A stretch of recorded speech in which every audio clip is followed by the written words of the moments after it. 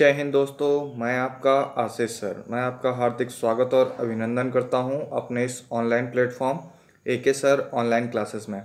दोस्तों, आज से मैं यूपी बीएड और जेल वार्डन एग्ज़ाम के लिए हिंदी का वीडियो अपलोड करना स्टार्ट करूंगा और इस क्रम में मैंने आज पहला टॉपिक लिया है समास।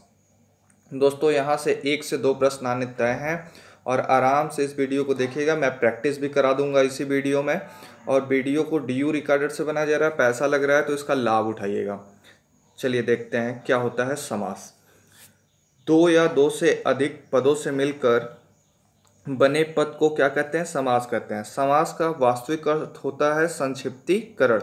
मतलब जैसे कह दिया जाए कि कई शब्द हैं, जैसे दही में डूबा हुआ बड़ा, कई शब्द हैं ना, और एक साथ इसको बोल दिया जाए दही बड़ा, संक्षिप्त हो गया, तो यही संक्षिप्तीकरण क्या कहलाता है? समास कहलाता है। समास के कुल कितने प्रकार होते हैं? तो 6 प्रकार होते हैं। अगर आपके पेपर में पूछ दे समास के कितने भेद होते हैं, कितने प्रकार होते हैं, तो आप बोल सकते हैं आसानी से कितने प्रकार होते हैं? 6 प्रकार होते हैं। आइए देखते हैं कौन कौन से प्रकार हैं। तो पहला प्रकार होता है अव्ययी भाव समास, दूसरा होता है तत्पुरुष समास, तीसरा होता है कर्मधारय समास, चौथा होता है द्विगु समास, पांचवा होता है द्वंद्व समास और छठवां होता है बहुव्रीहि समास। आगे देखते हैं अव्ययी भाव समास। जिस समास में प्रथम पद अव्यय होता है, अव्यय या उपसर्ग का मतलब आप लोग समझते हैं।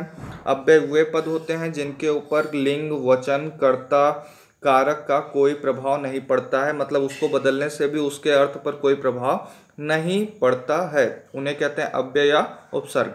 जिस समास के प्रथम पद अव्यय या प्रधान होते हैं उसे कहते हैं अव्ययी भाव समास।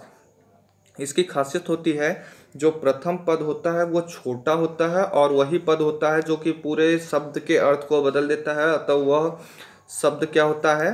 प्रधान होता है। आगे देखते हैं जैसे जैसे होता है यथा संभव, संभव के अनुसार, मतलब जितना संभव हो सके प्रतिदिन, एक दिन नहीं, रेगुलर की बात हो रही है। देखिए प्रति इसके अर्थ को बहुत ज़्यादा बदल दे रहा है। जैसे प्रतिकूल, कुल नहीं प्रतिकूल, आजन्म, जन्म नहीं पूरे जन्म भर, आजन्म।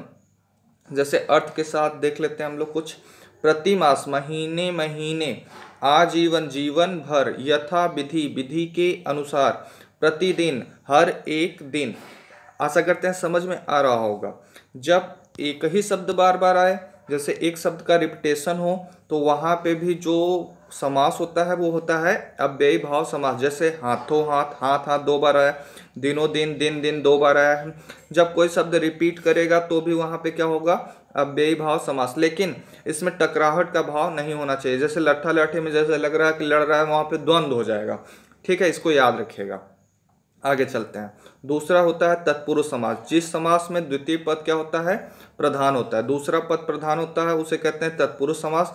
इसमें कारक चिन्हों का लोप होता है, मतलब जब इस शब्द को पढ़ेंगे, जैसे राजकुमार, राजा का कुमार, कर्ता ने, कर्म को, करण से, द्वारा, संप्रदान के लिए को, हमने सब लिखा है नीचे, आप ध्यान से बस पढ़ते जाइए।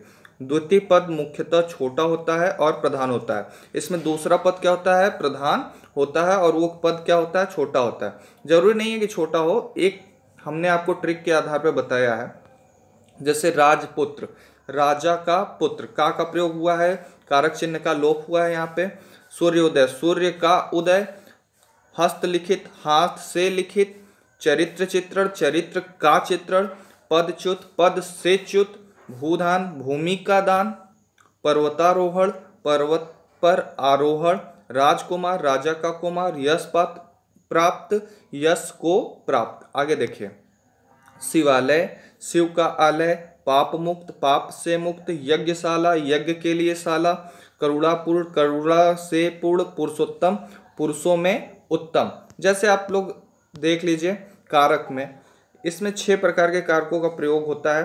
कर्ता ने नहीं लेते हैं इसमें देखिए कर्म को, करण से या के द्वारा, संप्रदान के लिए को, अपादान से अलग होने के अर्थ में, संबंध का, के, की, रारे, री, नाने, नी, अधिकरण में, मैं, पर, पै का प्रयोग होता है। जैसे 2 ठो हम आपको दिखाते हैं। जैसे कर्म तत्पुरुष कब बोलेंगे, ऊपर देखिए कर्म को का प्रयोग किस में किया गया देखते हैं। जैसे यश प्राप्त, तो यश को प्राप्त, यश को प्राप्त, यश प्राप्त में कौन सा समास है?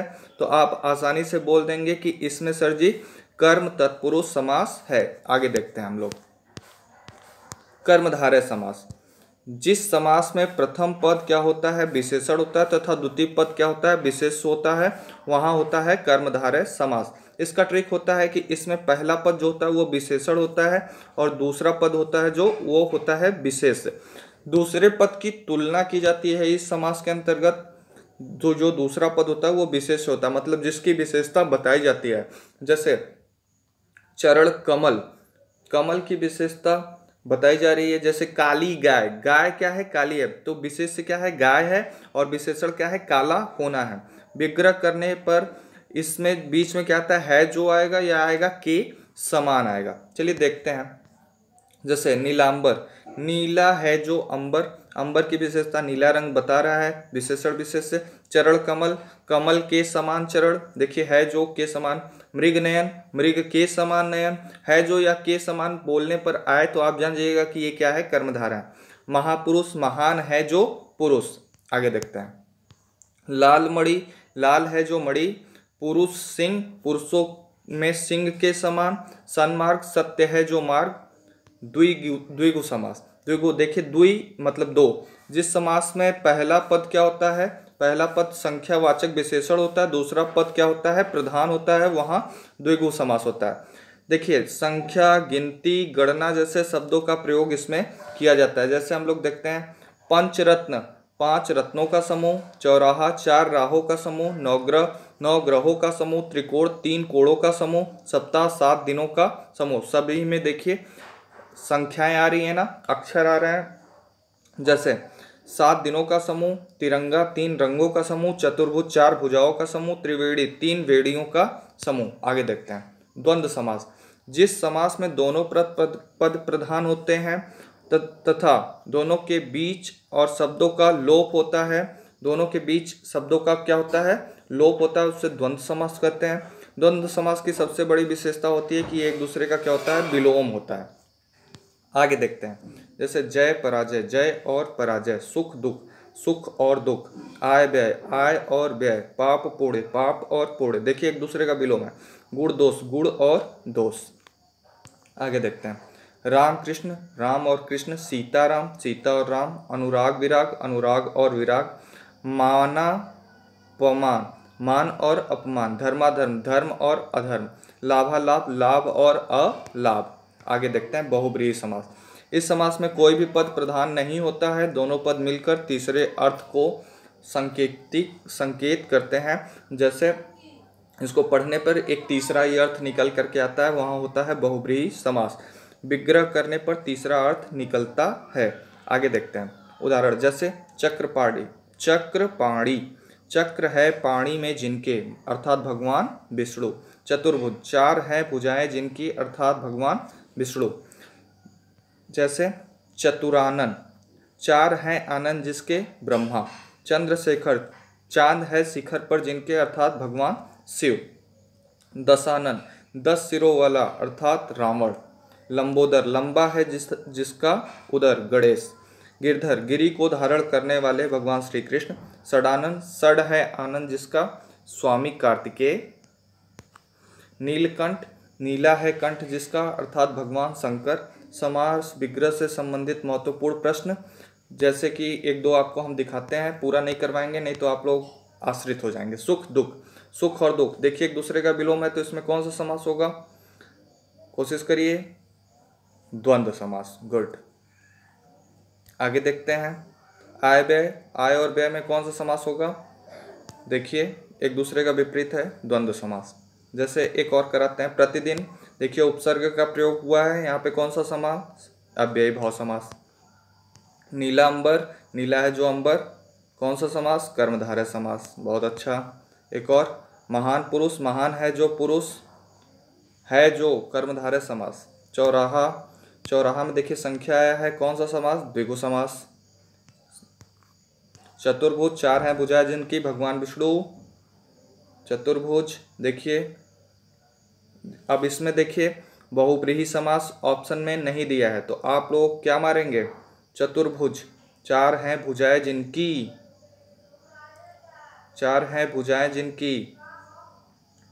आप देखिए सबसे पहले जब संख्याएं आएंगी तो आप देखेंगे तीसरा अर्थ नहीं ना निकल के आ रहा है, तो वहाँ पे आप लोग मारेंगे बहुब्रीहि समास, और जब अर्थ नहीं निकले तो कर्मधारय, और एकदम ही अर्थ नहीं निकले तो वहाँ पे हो जाएगा द्विगु। इसमें कर्मधारय सही होगा। लंबोदर, लंबा है उदर जिसका, अर्थात श्री गणेश, बहुब्रीहि समास। एक और करते हैं। चंद्रशेखर, चांद है शिखर पर जिनके, भगवान शिव। आशा करते हैं ये वीडियो आपको अच्छा लगा होगा, समझ में आया होगा। धन्यवाद।